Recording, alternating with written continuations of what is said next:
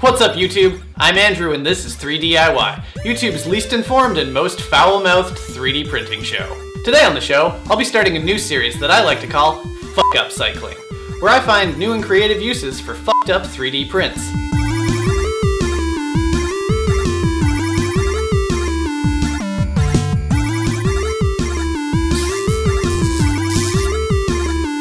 Recently, I got a little fed up with our shitty, broken, way too short couch, so I decided to 3D print these risers I found on Thingiverse to make it a little higher off the ground.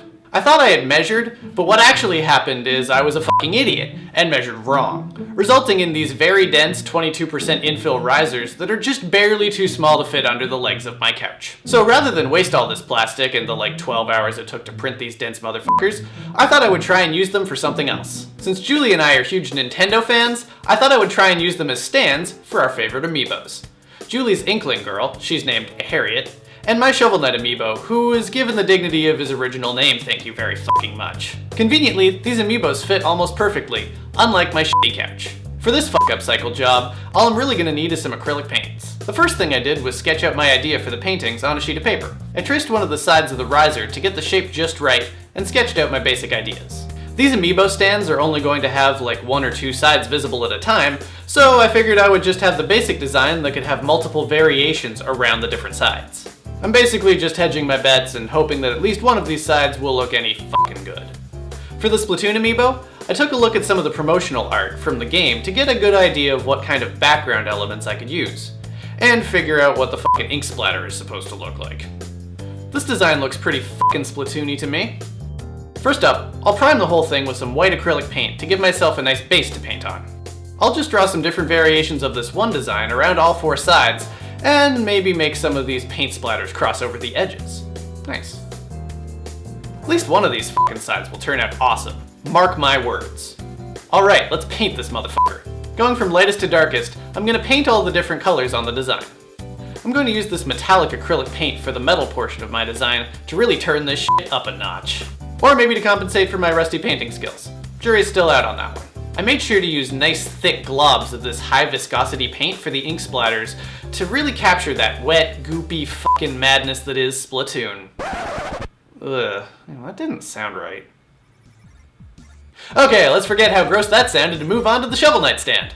My idea for this one was to have Shovel Knight standing gloriously on top of a pile of freshly unearthed treasure. I took a quick look at references of the jewels in the game and set out to drawing. I'm still not fucking sure if the bottom part was supposed to be rocks or dirt, but either way, it really doesn't look like either of those things. The gems and gold coins, on the other hand, turned out a lot more recognizable. Who cares if your dirt looks like shit when you've got shiny things to distract people, right? Right? Anyways.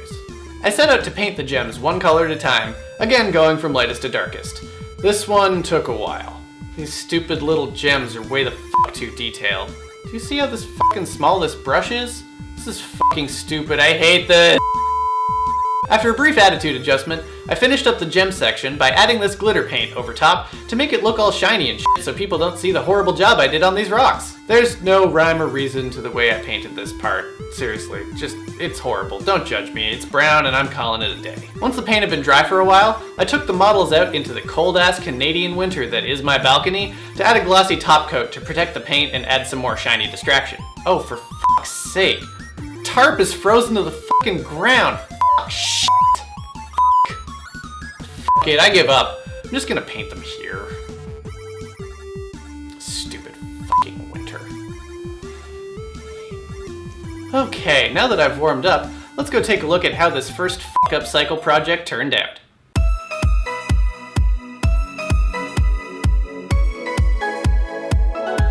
Considering these couch risers almost had to be scrapped, I'm really fucking happy with how this turned out. I get to add these rad little stands to Julie's and my favorite Amiibos, and I get a new stupid knickknack for my obligatory YouTuber bookshelf.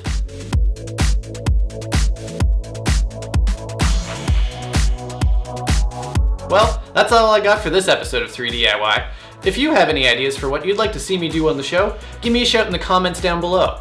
And if you do your own upcycle, 3D printed or otherwise, shoot me a tweet. I'd love to hear from you. Thanks for watching this episode of 3DIY. Don't forget to click that like button if you liked it. Click or tap on the subscribe button so you never miss an episode. If you want to support the show and download the models I make here to print for yourself, head over to our Patreon.